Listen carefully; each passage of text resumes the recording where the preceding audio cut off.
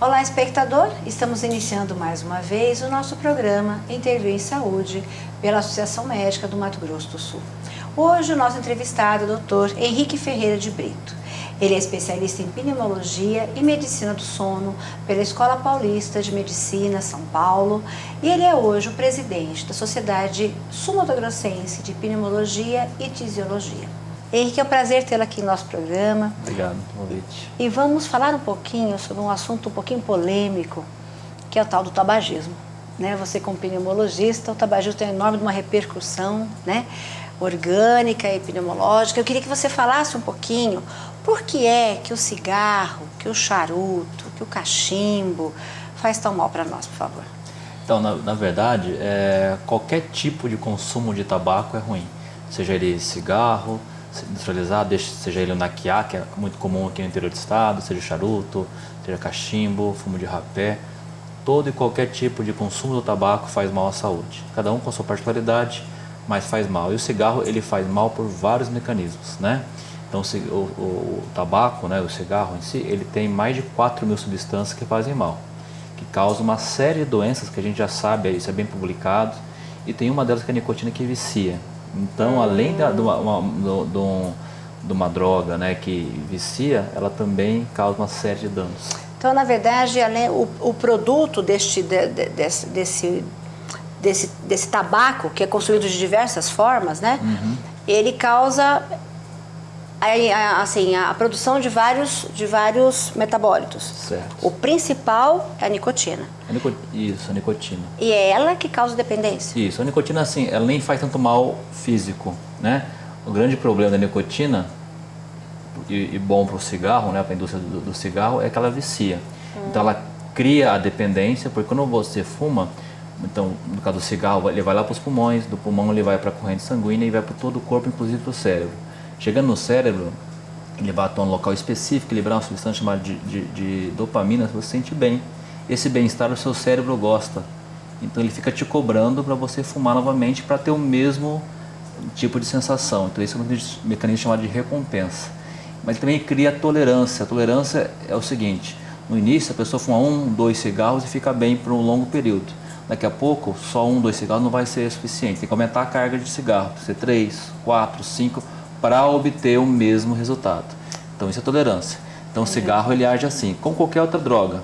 Cada droga tem sua particularidade, mas o cigarro, ele age assim. Mas a nicotina, além dessa questão, digamos, cerebral, de dependência, ela tem uma lesão também no pulmão diretamente. Não, Henrique, o que a nicotina faz no pulmão? A nicotina, na verdade, além da dependência, da tolerância, o que ela causa também, ela pode fechar um pouco os vasos, inclusive das coronárias. É um problema para quem é cardiopata e tem problema de infarto, ou paciente tem problema de circulação, e, inclusive o próprio pulmão. Só que o cigarro, além da nicotina, leva um monte de substâncias, principalmente alcatrão, principalmente outros tipos de metais tóxicos, vários tipos de substâncias, inclusive que é usada em pesticida, inseticidas, e elas causam um dano muito sério no pulmão, desde as artérias mais superiores até as artérias mais inferiores, podendo levar a doenças mais simples, como quadros alérgicos, mais doenças graves, como o enfisema, a bronquite, até desencadear um quadro de câncer. Então, na verdade, o tabagismo só traz desvantagens, não é verdade? Só desvantagens. Você sabe que uma vez, quando a gente fazia patologia, a gente sempre se impressionava quando fazia necrópsia, Sim. Quando você ia abrir um pulmão de um fumante, o pulmão era preto. Preto, mais escuro, Exatamente. Então, assusta muito.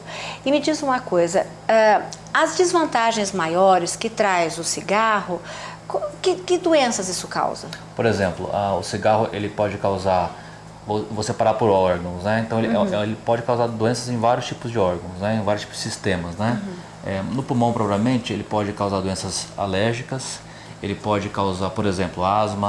Ele pode desencadear quadros de bronquite, ele pode desencadear o DPOC, que é a doença, o carro-chefe da pneumologia, DPOC é a doença pulmonar obstrutiva crônica, uma doença sem cura, controlável com tratamento e que mistura enfisema com bronquite. Ele pode causar também câncer de pulmão, né? Isso falando só do pulmão, né, citando os principais, mas ele pode causar doenças em todo o corpo. Sim. Ele pode aumentar índice de doenças cardiovasculares, ele pode aumentar o índice de doenças cerebrovasculares, ele pode aumentar índice de doenças neoplásicas, que são os cânceres, né? Então tudo isso a pessoa tem que pensar que o cigarro ele é prejudicial sim. Falar, mas meu tio fumava, nunca teve nada, mas ele é o fora da curva que a gente fala, né? Entendi. O usual que a pessoa que fuma por longo período, né, vai ter problemas derivados do cigarro. E vamos falar um pouquinho da mulher que está grávida. Qual que é o risco da mulher grávida que fuma, Henrique? A mulher grávida que fuma, o problema primeiro para ela, né? Ela está se expondo a uma situação ruim, né? Mas principalmente para o feto, né? Então a gente sabe que o feto, ele depois, quando está se desenvolvendo, ele é nutrido pela mãe, né? Quando ele é nutrido pela mãe, através da placenta, o cigarro ele faz o que? Ele fecha um pouco os vasos que ligam a mãe, né, a placenta até o bebê, então reduz a nutrição do feto. Isso pode levar a vários problemas, por exemplo, pode dar alterações, favorecer um parto prematuro, né? Então Bebês pequenos também, pequenos, né? Um baixo peso ao nascer, um baixo crescimento também da criança. Ela pode ter, por exemplo, descolamento de placenta, ou chamada placenta prévia, né? E a criança, por conta do fumo? Por conta do cigarro, porque ele envelhece a placenta mais cedo. Entendi. Né? Então a criança, e pode levar a criança a ter problemas ao nascer com déficit cognitivo, ou seja, de concentração, de inteligência, problemas de crescimento, de retardo. Então tudo isso a mãe tem que pensar que o problema não é só dela, mas tem principalmente da criança que está sendo gerada. E como é que funciona, por exemplo, a gente sempre fala que o fumante é mais prejudicado, mas do lado do fumante tem o não fumante, né? Mas que às vezes convive dentro da casa, dentro do ambiente de trabalho. O que ocasiona o tabaco para o não fumante que fica ali indiretamente inalando aquela fumaça? Explica pra gente. É que a gente chama de o tabagista passivo, né? Então, por exemplo, se eu estou fumando aqui um cigarro, né?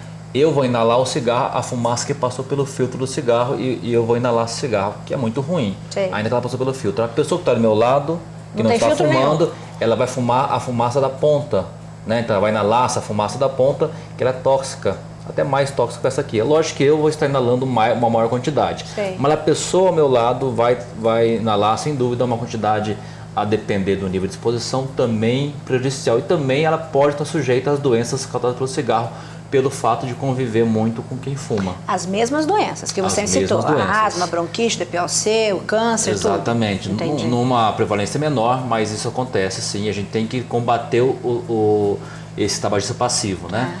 E por isso que as leis no Brasil e o programa as leis no Brasil é muito elogiado no mundo afora, porque o Brasil conseguiu reduzir bastante a prevalência, né? Parece que marginalizou um pouco aquela pessoa que fuma, né? Então tem locais específicos, você não pode fumar mais locais coletivos, mas aquela coisa, né? Eu não posso prejudicar a pessoa do lado. Se eu quero fumar, uma opção minha, né? Mas eu não posso prejudicar a pessoa do lado. E me diz uma coisa, essa fumaça que inala, ela prejudica o meio ambiente, Henrique? Também, né? Assim como a poluição de automóveis, de indústrias, né? Efeito estufa, também ela é prejudicial. Então a gente sabe que tem situações de casas, né? Que até as plantas começam a ter prejuízo de crescimento, ou mesmo de conservação no apartamento do tabagista. Então, vamos voltar um pouquinho. O que você acha que acontece porque a pessoa começa a fumar? É graça? É para fazer charme? Qual que é o motivo? Com tanta gente falando que só prejudica, cantando. Hoje nós temos muita educação em toda a mídia, né? Orientando, mostrando. O que será que acontece que as pessoas ainda insistem em iniciar a fumar? Você sabe que assim, hoje em dia a pessoa fala, eu não sabia que o cigarro faz mal. Não, todo mundo sabe. O cigarro hoje já é bem falado isso, né? Que o cigarro é prejudicial, né? Então a pessoa que hoje ela fuma, geralmente é porque a indústria se reinventa, né? Então ela torna o fumo mais atrativo para o jovem, principalmente, que é que começa a fumar. Então ele modifica sabores, né? Deixa o tal do narguilé. Então ele faz uma coisa para socializar. Então, hoje em dia, as pessoas aqui no nosso estado têm trocado as rodas de tereré para usar o narguilé, né? Então, a indústria seduz. Ela seduz o jovem com propaganda, né, com outros aromas. Então, isso é uma situação que a gente vê bastante e a gente tem que combater isso. Antigamente, quando eu falo antigamente, eu falo da década de 40, de 50, né, e assim para frente. Naquele momento, a informação não era tão como é hoje, né? Tão difundida, né? Como é hoje. Então, as pessoas fumavam por quê? Fumavam porque viam no cinema. Então, o galã fumava, né? Para o homem, o cigarro era uma demonstração de virilidade, de ser viril, de ser másculo, né? Para a mulher era elegante fumar, né? Então, muito isso foi a questão da mídia, do cinema, Hollywood, né? Nossas novelas mesmo, isso mostrava bastante. Hoje em dia isso reduziu, ainda tem, mas reduziu bastante. Só que a indústria começa a reinventar, né? Hoje em dia, por exemplo, o cigarro não pode mais patrocinar esporte. Antes podia, então era um contrassenso, uma coisa que faz mal, vai patrocinar uma situação que faz bem, que é o esporte, né? Então, mas hoje em dia eles vão se reinventando, reduziu, mas ainda é preocupante. Ainda tem muito, né? E escuta, Henrique, além da educação, que ela é bastante, né, massificada em relação aos danos do tabagismo, existe algum outro tratamento, existe algum medicamento que você pode trocar, que você pode tratar essa dependência desse tabagismo? Sim, primeiro a pessoa tem que reconhecer que ela é dependente. Sim. Parece um termo meio forte, sou viciado, mas esse é o termo um mesmo, vício né? mesmo, né? É um vício, né? Então a pessoa tem que reconhecer que ela tem esse vício, essa dependência e procurar ajuda. A ajuda que um médico ou outros profissionais da área da saúde pode oferecer pode passar por tratamento medicamentoso ou só não medicamentoso, que é um acompanhamento nas consultas, né? Psicológico. Então, primeiro a gente tem que fazer o seguinte: identificar o nível de dependência desse paciente. Sim. Então a gente faz um questionário, avalia o grau de dependência. Depois eu avalio o grau de motivação que ele está para parar de fumar. Porque não adianta eu pegar um paciente que às vezes acontece, marido e mulher, a mulher vem puxando o marido pelo braço para ele parar de fumar, ele mesmo está interessado. Sim. Então ele tem que estar interessado. Eu sempre falo para meus pacientes que ele tem que ser ativo, ele não pode ser passivo no tratamento. Ou seja, eu vou dar um remedinho para ele, ele vai tomar um remedinho, eu vou pensar, vamos ver o que vai dar esse remédio. Não, ele tem que tomar um remédio pensando que esse remédio vai ajudar ele, mas sozinho não faz. A medicação aumenta a sua chance em 6 vezes, só que ela não faz milagre. Mas que jeito que essa medicação?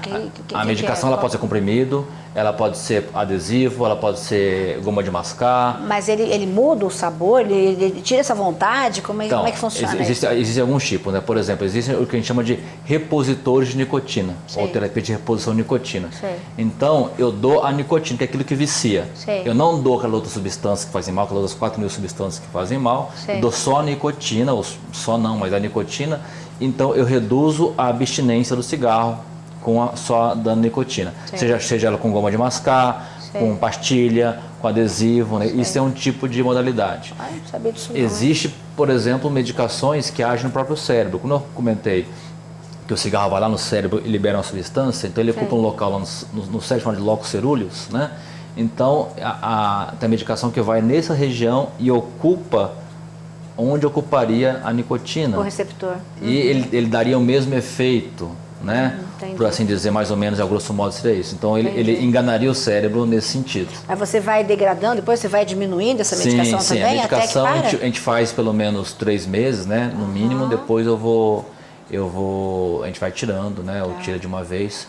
E funciona? Funciona sim. Mas eu sempre falo, o tratamento é um tripé, né? E um tripé onde um dos pilares é o médico, né, que vai estar orientando, acompanhando. Eu não posso só dar um remédio e falar boa sorte, para de fumar. Não, eu tenho que acompanhar periodicamente esse paciente. O segundo é a medicação. E a medicação, como eu falei, tem 6 vezes a chance de parar de fumar. Sim. E o terceiro é o paciente. E ele é o principal. Ele tem que pensar assim, eu vou encarar uma guerra. Né?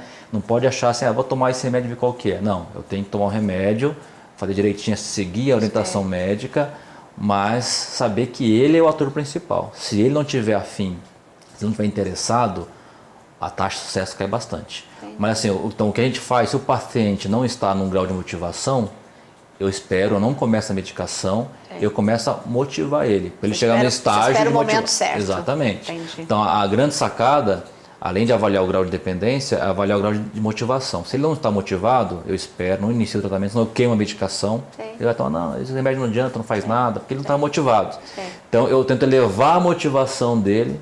A hora que ele chegou num nível de motivação que eu acho adequado, aí sim eu começo a tratar esse paciente. Essa é a grande sacada. Olha, eu adorei, aprendi um monte hoje. Muito obrigada, Henrique, pela prazer. sua presença. Espero ter outras vezes com outros temas, tá? E você, espectador, mande para nós o tema que quer ouvir em nossa entrevista. Mande e-mail para amms@eventostv.net. Obrigada.